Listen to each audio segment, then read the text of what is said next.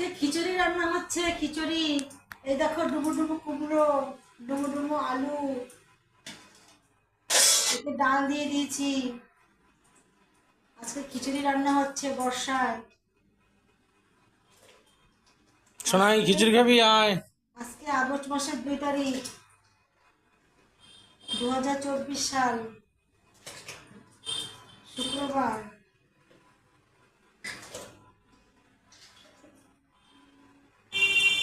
বাইরে ঝিরিঝিরি বৃষ্টি হচ্ছে, 8-10টা লঙ্কা দিও।